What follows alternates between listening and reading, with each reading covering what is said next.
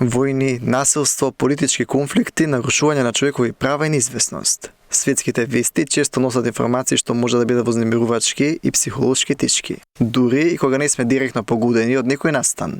Постојаното следење на трагични случувања може силно да влие врз нашето ментално здравје. Многу луѓе во вакви моменти чувствуваат страв, анксиозност или губење на контролата врз сопствениот живот и планови. Некои се грижат за безбедноста на своите блиски, други чувствуваат емпатија кон луѓе кои никогаш не ги запознале. А кај оние кои во минатото доживеале слични искуства, ваквите вести можат повторно да разбудат травматични спомени. Претераното изложување на негативен материјал се разбира дека влијае негативно на менталното здравје кај луѓето.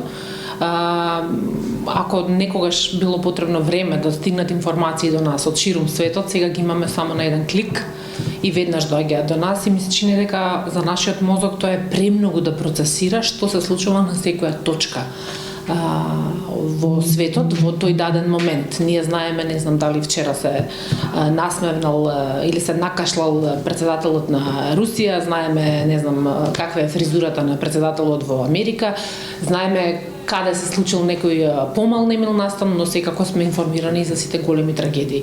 И тоа е континуирано од многу различни извори, многу пати во текот на денот, значи ние одново и одново ја преживуваме и доживуваме ситуацијата која што се случила, во овој случај зборуваме нели за негативните настани и секако дека мозокот просто како да нема време да ги isprocesира сите тие нешта и утре ден таман мислиш дека еве сега ќе биде поразлично, нови информации, така што тоа на некој начин го контаминира нашиот едноставно го влијае на нашето ментално здравје и понатака тоа може да се рефлектира во други области од нашето секојдневие. Сите сме ние прво многу различни, тоа сите го знаеме, не треба да се тоа повтори, но сепак да се напомене дека постојат луѓе кои што се, ние ги викаме хиперсензитивни, многу високо осетливи. Кај нив овие информации можат многу поинтензивно да се чувствуваат. Ова секако важи и за младата популација, кај нивните емоционални и психолошки одбранбени механизми се развиваат и секако дека емоциите се многу поинтензивни, така што овие информации многу поинтензивно истите ги чувствуваат. Може истото да се случи да влие негативно кај луѓе кои што веќе имаат одредени свои потешкоти, да речеме луѓе со изразена депресивност, анксиозност и така натака, и читањето на овие материјали уште толку ја засилува нивната моментална состојба. И веројатно кај луѓе кои што преживеале слични настани. Да речеме, не знам, некој кој што поминал низ земјотрес, кога ќе слушне за земјотрес, веднаш има меморија од оние нешто што ги поминал. Несомнено дека постојаното читање за немили настани не влијае на менталното здравје. Па затоа понекогаш е добро да застанеме, да ги ограничиме сите вести и да си дадеме простор на себе. Ние поминуваме многу време на социјалните мрежи, користејќи интернет, читајќи различни содржини.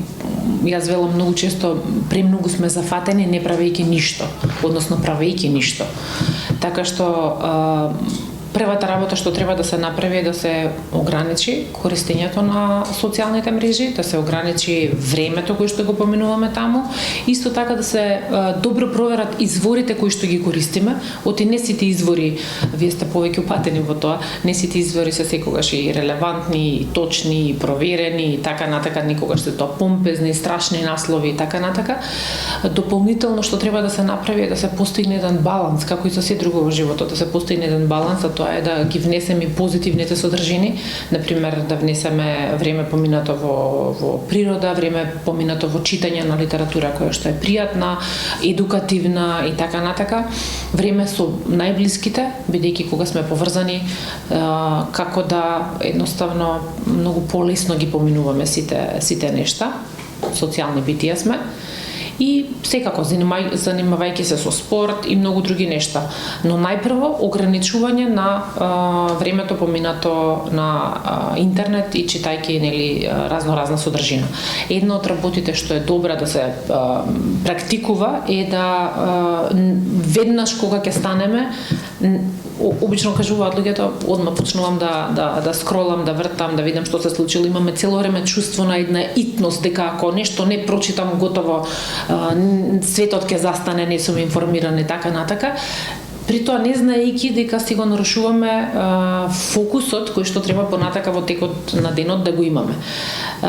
Така што еве тоа е една препорака, истото ова важи и за доцните часови, односно предлегнувањето, бидејќи оваа содржина која што ја читаме и како може да ни го поремети спињето. И многу често знаат да дојдат луѓе после вакви ситуации да кажат дека спињето им е нарушено, вознемирени се, имаат интензивни мисли и така натака, или не можат да престанат да мислат на ситуацијата што ја прочитале.